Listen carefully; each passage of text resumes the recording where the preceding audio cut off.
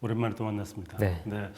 오늘 제가 다룰 영화 보고 나서 오늘 조조를 봤거든요. 네. 조조를 보고 이제 막 보고 나온. 정말 따끈따끈하게 보고 왔습니다. 보고 나오면서 바로 검색해봤어요. 송경원 평론가님 별점 몇 개 줬나? 네. 4개 주셨더라고요. 네. 그래서 아싸 오늘도 갈렸다. 진짜요?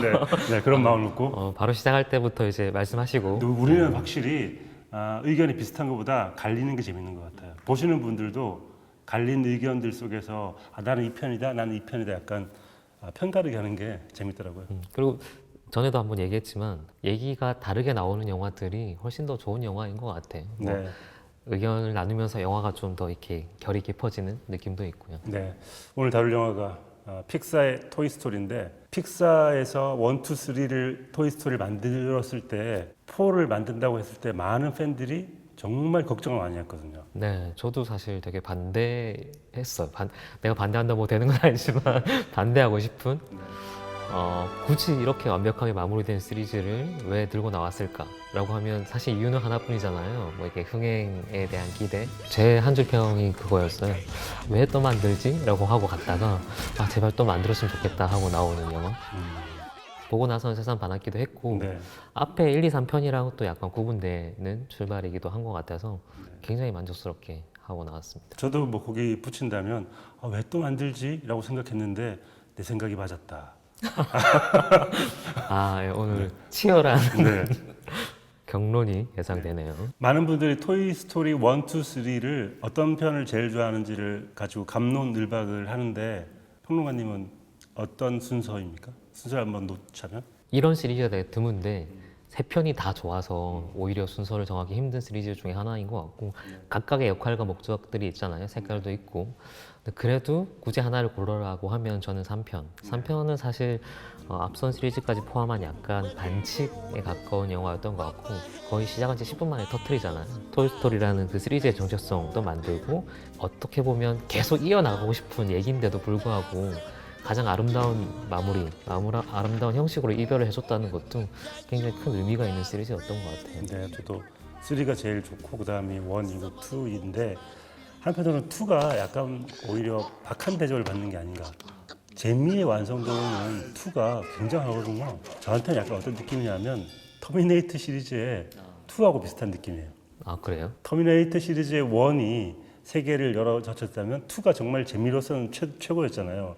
물론 3에서 약간 확 바뀌긴 하지만 그런 의미에서 2가 가지고 있는 이 시리즈를 연결시켜줘야 하는 재미로서의 기능을 제일 잘한 작품이 전 터미네이터 2하고 토이스토리 2라는 생각이 들더라고요. 사실 개별 작품의 완성도 자체가 이 시리즈는 크게 의미가 없어요. 왜냐하면 이렇게 고르게 매 작품이 시리즈임에도 불구하고 잘 나온 경우는 드물고 보통 시리즈 같은 경우는 이제 함정이 또 같이 있잖아요. 전작을 이어가야 된다, 혹은 전작을 뛰어넘어야 된다 이런 기대치가 있기 때문에 뒤로 갈수록 이 얘기 전체가 좀 망가지는 게 대부분이거든요. 근데 그런 거에 비하면 토이스토리는 원래 이게 3편으로 기획됐나 싶을 정도로 굉장히 조밀한 세계관, 짜임새를 보여주고 성장이라는 측면에서는 사실 이렇게 캐릭터들을 잘 성장시켜 나가는 경우도 별로 없죠. 네. 그리고 3편 같은 경우는 또 특히 빼어났던 것 중에 하나가 각 캐릭터들 1편, 2편에서 못했던 것들을 다 회수해서 한 명 한 명한테 다 애정을 보내는 시리즈랑 같이 성장한 관계의 경우에는 더 각별한 의미로 다가올 수밖에 없는 작품이었던 것 같아요. Thanks, guys. So long, partner.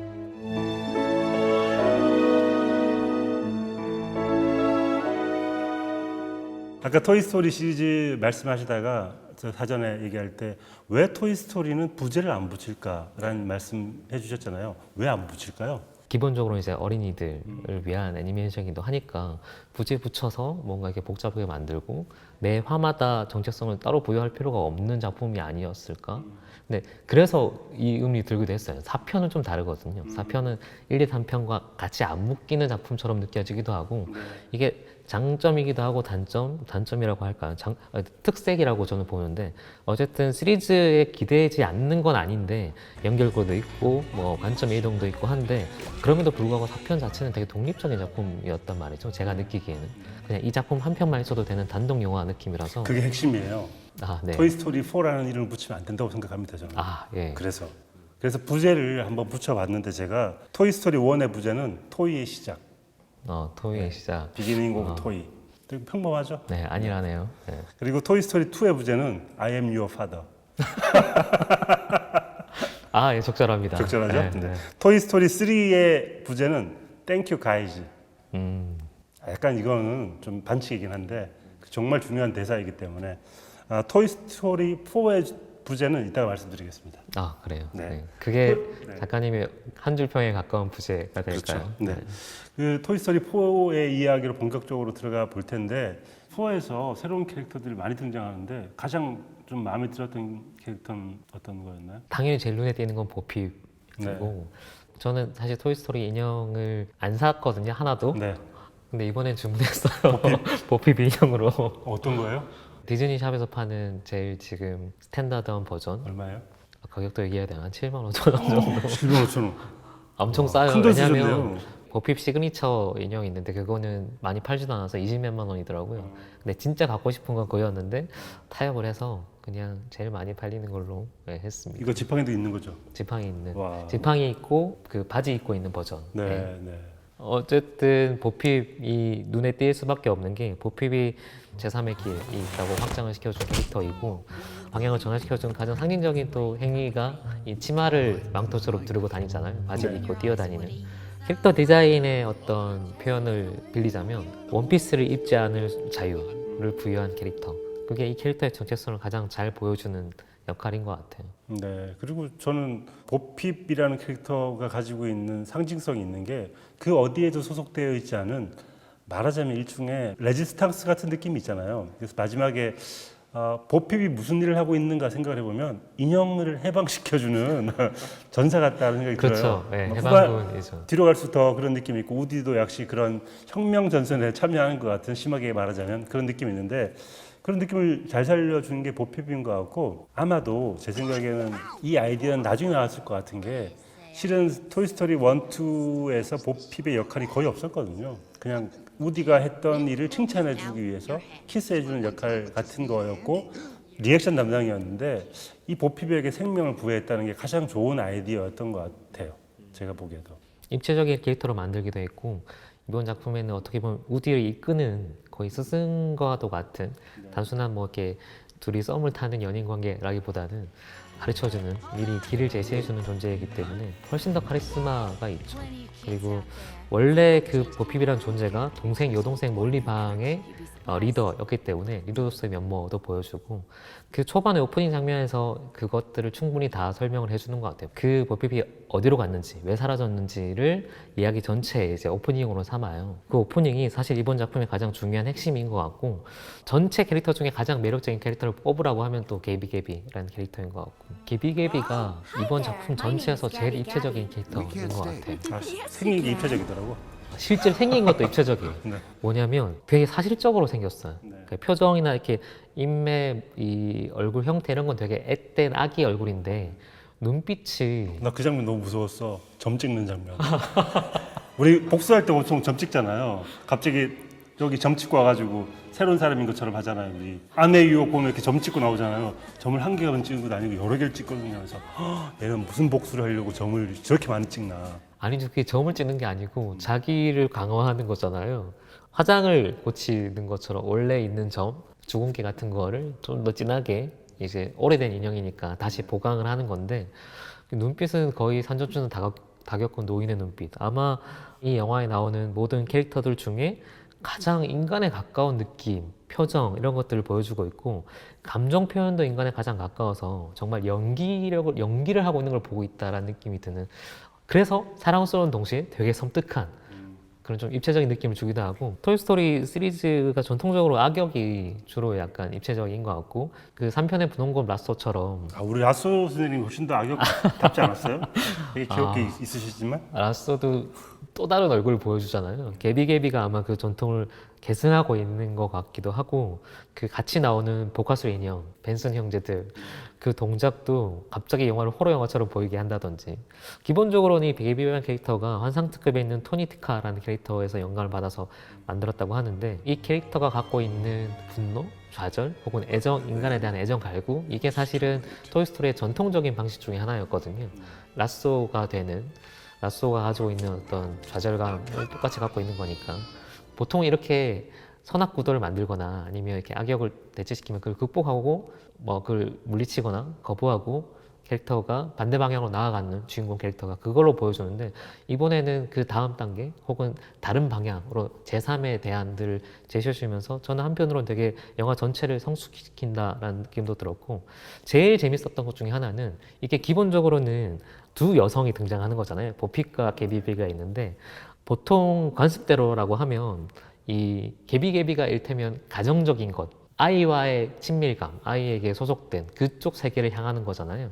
이게 토이스토리가 원래 향하던 방향인 거고 그 보핍이 바깥으로 아까 혁명군에 가까운 거기 때문에 배드걸 역할을 하고 있는 거란 말이죠.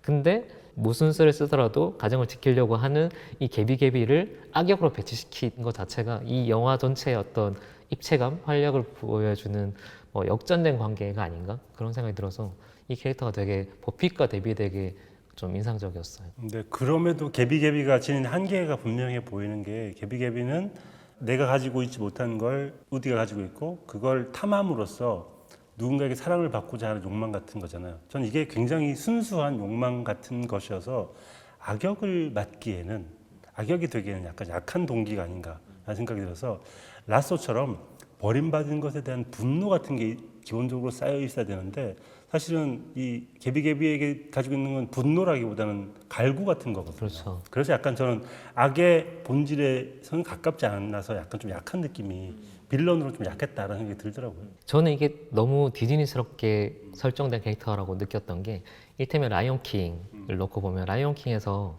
스카랑 그 심바가 데뷔를 하잖아요. 심바랑 또 한편 데뷔되는 또 다른 세계를 갖고 있는 사람들이 하쿠나 마타타거든요. 그 세계관 자체는 심바랑 스카가 공유해요. 프라이드 록이라고 하는 지배해야 된다는. 그리고 하쿠나 마타타는 그냥 마음대로 살자. 근데 심바는 원래는 이 프라이드 록에 속한 성격인데 하쿠나 마타타로 넘어갔다가 다시 자기 자로 돌아온 얘기거든요.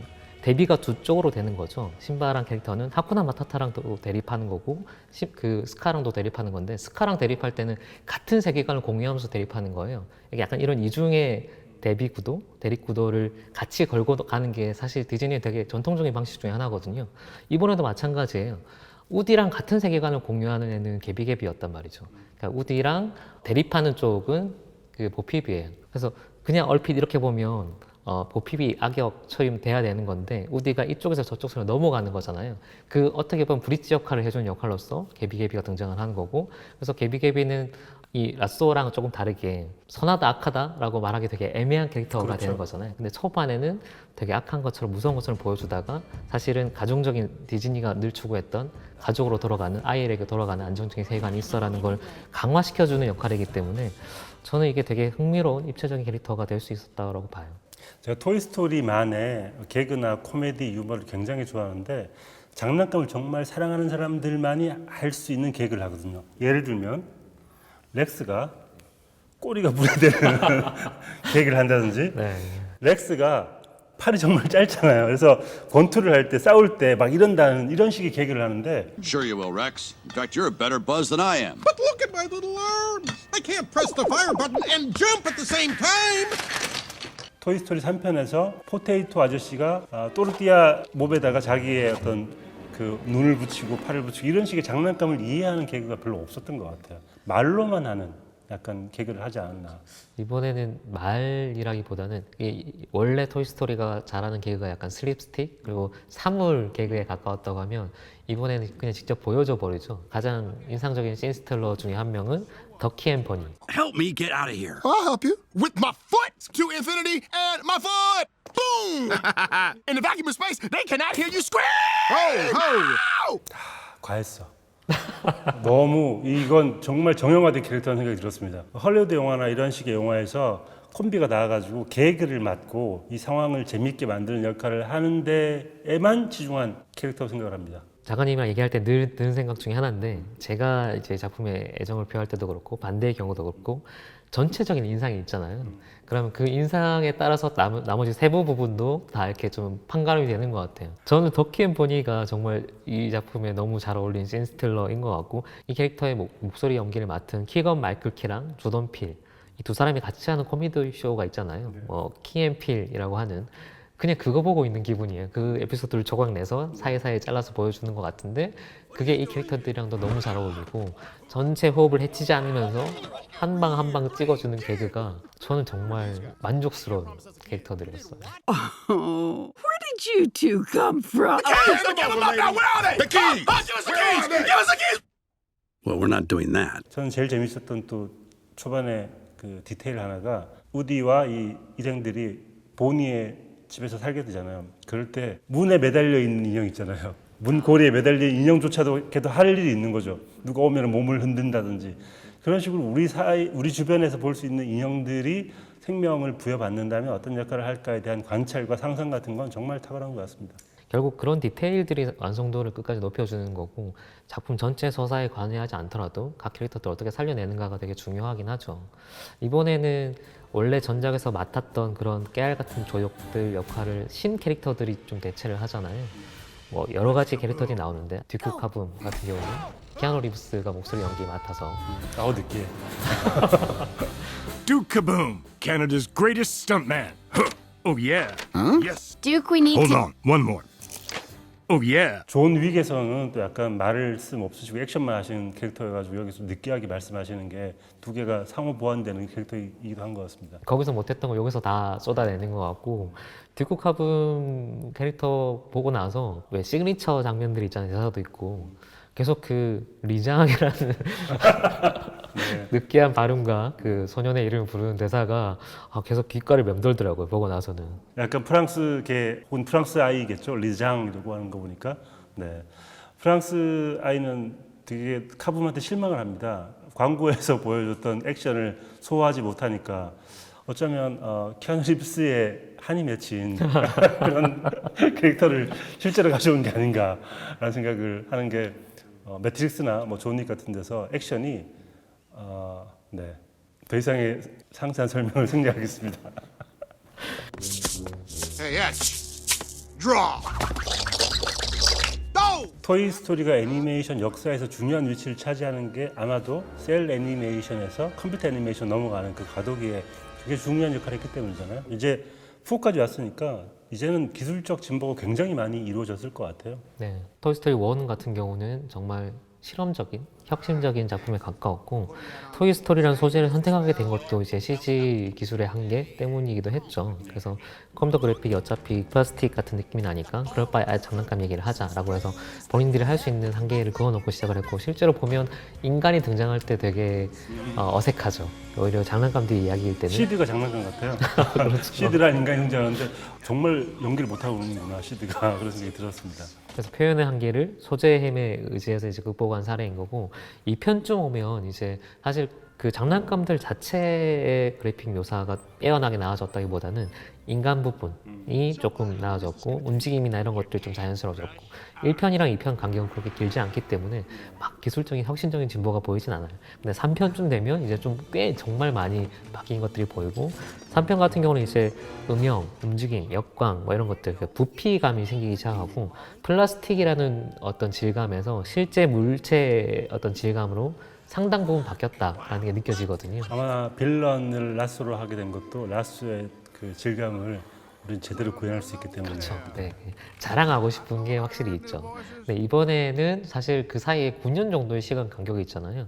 그리고 그 사이에 디즈니의 그 CG 기술력이 엄청나게 진보를 해서 그런 것들 좀 자랑하고 싶은 것도 있었던 것 같아요. 그래서 초반 장면이 사실 우리 이만큼 한다라는 걸 보여주기 위해서 비 내리는 폭풍우에서 사실 비 이런 움직임들이 CG에서 제일 구현하기 힘든 거기 때문에 비, 털 이런 것들은 뭐 거의 이제는 실사랑 비슷하게 할 수 있다는 걸 보여주려고 일부러 이제 그런 시퀀스를 만든 것 같고 그리고 또 하나 두드러지는 게 어두운 장면이 굉장히 많아요. 셀 애니메이션에서 구현하기 힘든 게 빛이잖아요. 그러니까 어두운 장면을 구현하기 힘든데 컴퓨터 그래픽을 하기 때문에 어두움과 그 어두움 속에서 벌어지는 일들을 묘사를 굉장히 잘할 수 있다는 장점이 있는 것 같습니다. 이게 CG랑 셀의 어떤 질적인 특질적인 차이이기도 하죠. CG에서 좀 더 도드라지게 할 수 있는 부분이 확실히 있는데 지금은 이 CG에서 구현하기 힘들다고 생각했던 부분도 완벽하게 구현되는 시점까지 왔기 때문에 그 빗방울의 크기나 뭐 물에 비춘 길바닥 뭐 이런 것까지 상세하게 구현이 돼 있고 그 장면 자체가 우리가 이만큼 왔다는 걸 보여주고 싶은 장면인 거죠. 제일 감탄했던 장면 중에 하나가 우디가 그 인형인 척 하는 장면이에요. 그 보핍이 떠날 때 바닥에 떨어져서 인형인 척 하는 장면이 있는데 그 장면이 어떻게 돼 있냐면 우디에게 숨이 딱 들어가는 순간을 딱 잡아내요. 근데 단순히 인형이 올 때 숨이 들어가는 순간이 아니고 세 층이가 완전히 구분돼요. 완전히 인형일 때, 그리고 인형인 척 연기하고 있을 때, 그리고 숨이 싹 들어가서 살아 숨 쉴 때, 요 세 단계가 다 구분되거든요. 근데 그거를 짧은 시간에 한 호흡에 한 씬에 그 세 가지 톤을 동시에 주르륵 보여줘요. 한순간에 주르륵 구역되는 거 보고 와, 이게 진짜 이제는 표현 못할 영역이 없구나라는 생각이 드는 장면이었어요. 그리고 매 순간 그런 장면들이 등장을 하는데 인형이 되어서 누군가의 품에 이끌려 갈 때 인형과 인형이 눈이 마주칠 때 있잖아요. 그럴 때 인형이지만 잠깐 인형이 아닌 척하면서 눈짓을 주고받을 때 그 약간 미묘한 감정 변화를 정말 연기를 잘하시더라고요. 이번 작품에서도 보면 개비개비의 눈동자의 깊이라는 게 사실 그 전에 호성 탈출이나 이런 것만 봐도 사실 눈동자가 CG 같다는 느낌이 드는 순간순간이 있거든요. 무기질에 가까운 어떤 패턴들을 보여준다는 게 있는데 지금은 그 단계도 완전 넘어가 버린 것 같아요. 그래서 순간순간 아주 짧게 보여준 눈빛인데도 불구하고 웬만한 정말 연기를 잘하는 연기자의 눈빛보다 보기에 따라서는 깊다고 할 수 있을 정도의 연기들을 보여준다는 생각이 들어갖고 이제 완전히 다른 차원 넘어갔구나. 토이스토리가 시작만 해도 CG에 적합한 소재를 선택했는데 이제는 완전히 확장이 돼버렸구나. 그 중간에 딱 드러나는 장면 중에 하나가 고양이가 나오잖아요. 깜짝 놀랐어요. 정말 실사 고양이 같았어요. 그렇죠. 네. 그냥 사진이 등장하는 것 네. 같은 느낌이 드니까 이게 더 이상 구분이 불가능하다는 걸 보여주고 구분이 불가능한 정도의 표현을 할 수 있는데 오히려 그런 표현 영역 안에서 인형 같은 표현들을 이번에는 확실히 하고 있어서 그리고 인간들은 여전히 인간하고 똑같이 그리진 않잖아요. 고양이는 똑같이 고양이처럼 하지만 인간은 애니메이션에서 표현되는 인간의 어떤 모습 같은 걸 하고 있기 때문에 고양이를 그렇게 넣은 이유는 우리는 이렇게 할 수 있어. 하지만 인간은 그렇게 하진 않아라는 말하자면 증표처럼 고양이를 넣은 것 같아요. 기술의 완성을 보여주는 증표. 약간 애니메이션이라는 게 표현의 뭐랄까요 과장, 왜곡들을 전제로 하는 거잖아요. 네. 그래서 인간 캐릭터도 어떻게 보면 시리즈의 전통에 맞게 어느 정도는 만화적으로 카툰에 가까운 느낌으로 그리고 있는데 말씀하신 이 정도 할 수 있거든 라고 보여주기 위해서 빗물이라든지 고양이라든지 이런 것들 좀 활용하고 있는 거 아닌가? 약간 짐작해 볼 수도 있을 것 같습니다. 네. 저는 이번 토이스토리 4를 보다가 제일 심하게 분노했던 대목이 있습니다. 왜 단편 애니메이션이 없는 거야? 네. 픽사가 이제 표심을 잃었구나. 예전에는 그렇게 초반에 아주 서정적이고 재미있고 실험적이기도 한 단편 애니메이션을 보여주더니 왜 없는 걸까? 픽사에 직접 인터뷰를 한 게 아니라서 네. 여러 가지 상상만 해봐야 되는 거잖아요. 원래는 존 라세테가 맡아서 제작을 하다가 불미스러운 일로 이제 디즈니에서 물러나면서 많이 바뀌었다고 하더라고요. 거의 원래 만들었던 초안 시나리오의 한 거의 70% 가까운 정도가 수정이 됐다고 하니까 네. 그리고 최종적으로는 시나리오 작가가 한 8명 정도 붙고 그런 식으로 되게 많이 바뀐 얘기라서 조금 시간이 촉박했을 수도 있겠다라는 생각이 들었고 한편으로는 앞에 굉장히 재밌는 단편을 만드는 게 픽사의 전통이잖아요. 네. 신인 감독들의 등용문 같기도 했고 근데 이거는 굳이 정체성을 따지면 디즈니 픽사라고 지금 하지만 저는 이번 4편 같은 경우는 픽사보다는 디즈니 쪽에 훨씬 더 가까운 작품이었던 것 같아요. 그래서 굳이 픽사의 그 시그니처라고 할 수 있는 단편을 안 만들어도 된다라고 생각하지 않았을까? 이번 작품에 제가 생각하는 개인적인 가장 큰 단점은 1, 2, 3편에 쌓아왔던 캐릭터들을 활용을 안 해요. 1, 2, 3편 되게 멋있었던 캐릭터들이 많잖아요. 깨알같이 활약을 했던 조연 캐릭터들이 있는데 그런 장난감들을 한 번도 활용 안 하고 새로운 이제 조연들, 새로운 신스틸러들을 계속 등장을 시킨단 말이죠. 우리가 그렇게 사랑했던 이 캐릭터들 있잖아요. 렉스 얼마나 귀엽습니까? 네. 저기 햄 박사님 같은 분, 재밌는 포테이토 부부들 이런 재밌는 캐릭터들을 한 번도 활용을 하지 않고 그들을 잊어버린 것처럼 보여요. 마치 새로운 장난감을 받아든 아이가 옛날 장난감을 잊어버리듯이 토이스토리 4를 만들기 위해서 옛날 캐릭터들을 다 잊어버린 것 같은 되게 섭섭한 마음이 들더라고요. 저는 또 반대로 네. 4편답다라는 생각이 들었던 게 3편에서 그렇게 이별을 하고 보냈잖아요. 그걸 굳이 다시 그럼 나오지 말게 하지. 왜 나오게 해가지고 들러리만 세우고 포테이토 아저씨가 나와서 한 일이 뭐가 있어요? 사편에 맞는 캐릭터들이 대신에 투입이 되잖아요, 이번에는. 그럼 지들끼리 놀든지. 그러니까 그게 제일 약점이라고 하면 약점인 것 같아요. 왜냐하면 감자 아저씨라든지 아까 얘기했던 빛나는 조연들이 있는데 그 조연들을 충분히 활용하지 않고 사실 팬 입장에선 기대하죠. 네. 뭐 예를 들면 감자 아저씨 같은 경우는 그 목소리 연기했던 돈 니클스 배우가 2017년에 세상을 떠났거든요. 그래서 떠나고 나서 팬들이 이제 어떻게 재현할 건가라고 했을 때 감독이 새로 이제 목소리 교체를 하는 게 아니라 생전에 녹음했던 목소리들을 조합해서 만들 거다라고 할 정도로 존경 건사를 바치는 태도를 보였는데 반대로 생각해보면 그게 가능했던 이유는 역할 자체가 그렇게 많지 않기 때문에 그랬던 거 아닐까 싶기도 네, 하고 네. 버즈는 또 이번 역할이 되게 많이 줄었잖아요. 네. 버즈야말로 이번 토이스토리 4의 가장 큰 좀 문제점이었는데 제가 보기에는 3에서 약간 리셋되고 난 다음에 약간 정신이 이상해지신 건지 계속 마음의 소리를 들어야 한 다음에 버튼을 눌러대기도 하고 Where are you going? Why? Should we all go? And then Are we what? going? No time to explain. Attack! No time to explain. Oh no! Okay, what is with everyone jumping out the window? 계속 약간 어리둥절한 모습을 보이는데 리셋이 이렇게 무서운 것인가 인형들에게 그런 생각이 들더라고요. 네, 제가 적극적으로 변화하려고 해도 변화가 안 되는 것 중에 하나가 버즈인데 네. 기존에 잘 싸웠던 캐릭터들 이번에는 이번 작품 새롭게 등장하는 캐릭터들 외에 우디 말고는 다 약간 소모적으로 활용하는 부분이 있어요. 그러니까 카니발 갈 때 왜 다 데려가냔 말이지. 우디만 데려가서 우디가 새로운 모험을 하게 하면 되잖아요. 왜 포테이토 부부랑 우리 돼지 아저씨랑 렉스랑 다 데려가가지고 그들은 박수 치는 거 말고 하는 일이 없어요. 그렇죠. 그런 게 좀 아쉽긴 하죠. 아쉬워요. 그래서 제가 보기에는 이번 4에서 새로운 캐릭터를 만드는 데는 성공했을지 모르겠으나 기존 시리즈의 캐릭터들을 잘 접목시키는 거는 약간 좀 불편한 느낌이 있었다라는 생각이 확실히 듭니다. 근데 어느 정도는 구별하려고 하는 것 같고 앞에 했던 것들을 세계관을 다시 활용하려고 하는 욕심은 그렇게 크게 보이진 않는 것 같아요. 어쨌든 새 출발이라는 측면에서는 굉장히 저는 효과적이었다고 보고 한편으로는 그래서 더 좋았어요. 이게 굳이 순서를 따지면 토이스토리 3가 너무 강력했기 때문에 제일 앞에 서겠지만 저는 다른 단에 토이스토리 4를 넣을 수도 있겠다. 이거는 토이스토리 1, 2, 3의 순서를 굳이 정하지 않고 새로 출발하는 시리즈로 완전히 거듭났다고 할 수 있을 것 같은 작품이었기 때문에 그 점이 오히려 저는 이 작품의 가장 큰 강점이 아닌가. 토이스토리 4가 토이스토리 시리즈의 외전이 아니라 새로운 시리즈의 시작이라고 생각을 하시는 거네요. 네. 그러면 5도 나오고 6도 나올 수 있다고 생각을 하시는 거네요. 나올 수도 있을 것 같아요. 근데 또 한편으로 안 나왔으면 좋겠다는 생각도 있고 이번에 제일 많이 바뀐 것 중에 하나가 저는 이제 관점, 장난감이 무엇인가라는 게 토이스토리의 가장 큰 테마잖아요.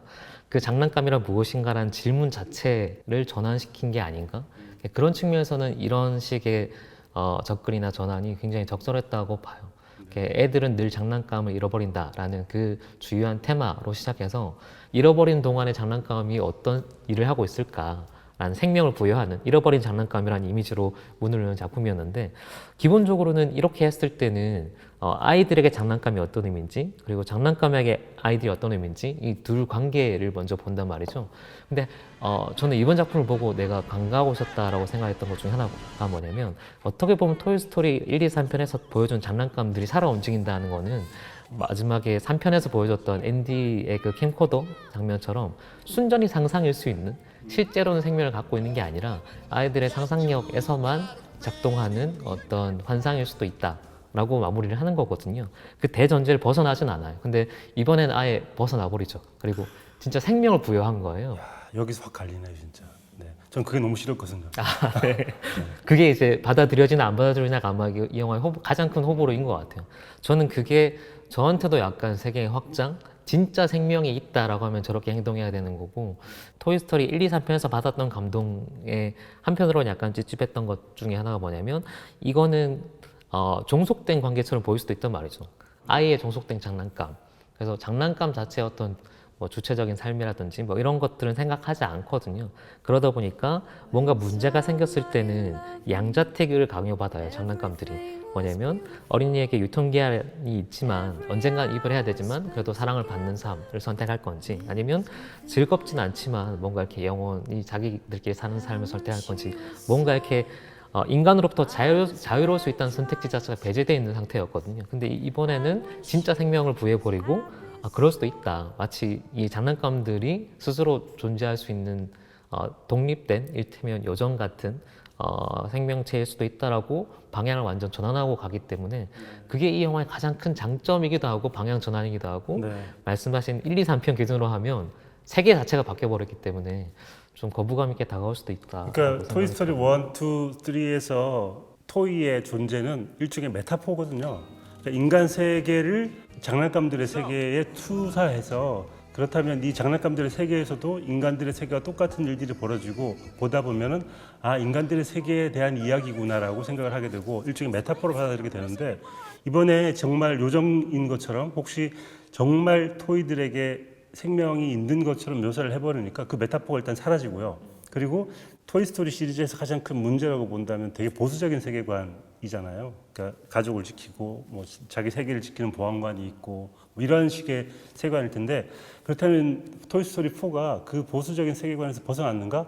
전 한편으로는 더욱더 보수적인 세계관으로 나갔다고 생각이 들기도 해요. 그래서 확장이 아니라 약간 다른 쪽으로 방향을 틀었는데 잘못된 방향이 아닌가라는 생각이 자꾸만 전 드는 겁니다.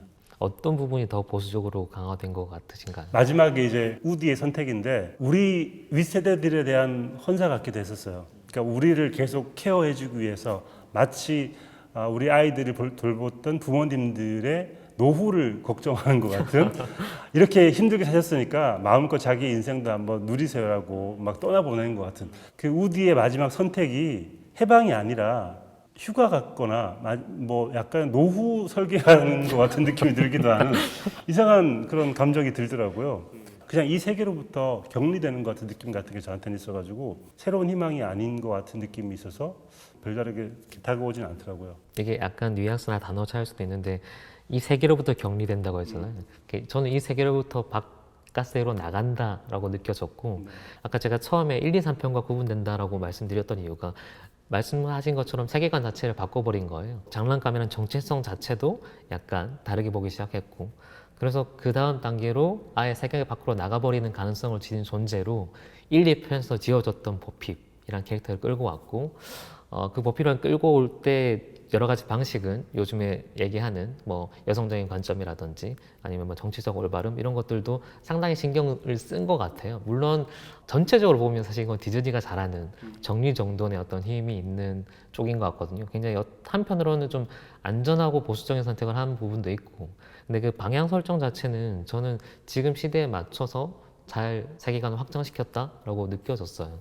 토이스토리 시리즈의 확장을 보면 원에서는 우디와 버즈의 약간 버디무비 같은 느낌이었잖아요. 두 캐릭터가 중심에 있고 그들이 쌓게 되는 우정에 대한 이야기였다면 2에 가서는 그 주변까지 확대가 되어서 그 주변에 있던 캐릭터들 하나하나의 생기를 부여해서 약간 세계가 확장되고 토이스토리 3에 가면 그 모든 세계를 완벽하게 완결짓는 느낌이 있었어요.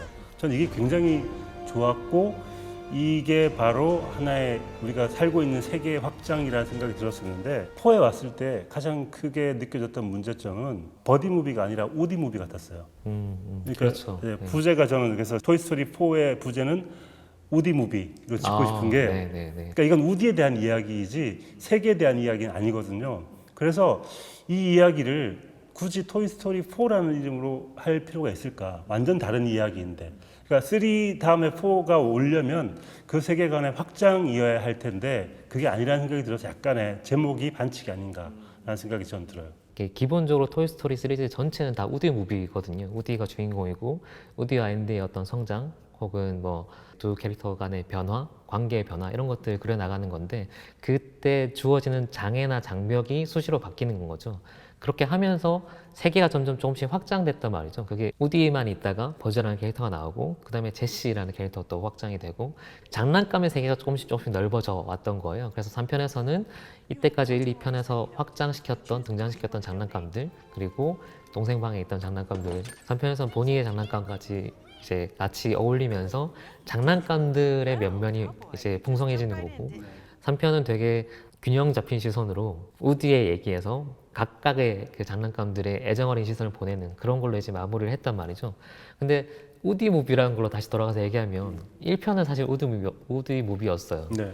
우디 무비에서 다시 우디 무비로 넘어가는, 딱 만약에 뒤에 또 4, 5, 6편이 나온다고 하면 새 출발로는 되게 적절한 이동을 한 것 같고, 그렇기 때문에 아까 단점이라고도 얘기했지만 2, 3편에 나왔던 이 우리가 사랑했던 숱한 캐릭터들이 사실 등장할 여지가 없는 거예요. 왜냐하면 이 캐릭터들은 장난감 세계에 머물고자 하는 캐릭터들인 거고, 우디는 그 바깥으로 나가야 되는데, 그럼 우디가 우리가 알고 있는 장난감 세계 바깥은 누가 있냐라고 했을 때 보피비라는 캐릭터를 만들어서 이제 그 여지를 좀 넓혀준 건 거죠. 그래서 이게 저는 장난감이랑 정체성을 훼손했다라는 생각은 전혀 안 들었고, 한편으로는 오히려 내가 장난감을 좀 어떻게 보면 나의 종속된 어떤 대상, 내 상상으로만 움직이는 대상이라고 생각했다가 장난감이 진짜 생명을 갖고 있다면 이라는 뭐 좀 더 다른 관점에서 접근할 수 있게 만들어져서 정말 다행이다. 각자의 선택이 있어 라고 하면서 각각의 길을 가는 장난감들을 보여주기 때문에, 만약에 세계관을 이렇게 확장시켜서 앞에 걸 부정해버리는 쪽으로 갔으면 이 앞에 있는 친구들 같은 경우가 뭐 이때까지 쌓아왔던 게 다 엉망이 될 수도 있는데, 저는 이번 작품 같은 경우는 각각의 길들을 존중해주는, 그 중에 우디가 선택을 했다는 것처럼 보여지거든요. 그런 식으로 마무리가 됐기 때문에 확장의 여지를 주고 있는 게 아닌가라는 생각을 했어요. 이게 어떤 방향으로 나아갈지 모르겠지만 저의 불만은 토이스토리 1, 2, 3의 세계를 약간 훼손하면서 만들어진 시리즈가 아닌가라는 우려 때문에 걱정을 하는 거지, 좋은 출발이 되기를 바라고 5, 6가 만들어진다면 더 좋은 시리즈로 만들어지고 더 좋은 확장으로 이어지기를 바라는 마음은 간절합니다. 네. 아마 계속 나올 것 같아요. 시리즈가 나오는 것도 있고, 중간중간 사이사이 캐릭터들마다 스피노프를 만들거나 전사를 만들거나 혹은 그 사이에 얘기들을 만들 수 있는 이야기 틈 여지가 되게 많거든요.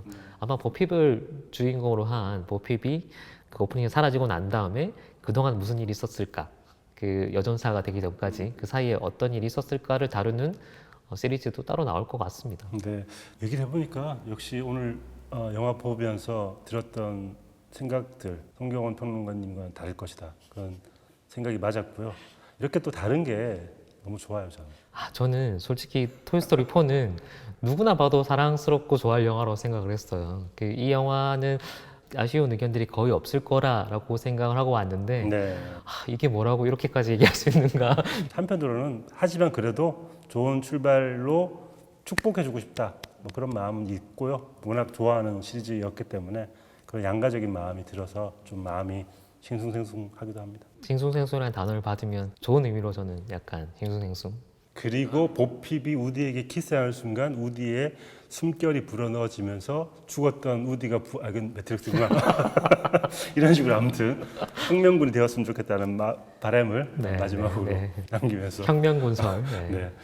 오늘 말씀 감사했습니다. 네. 토이스토리 5에서 다시 만나겠습니다. 네, 알겠습니다.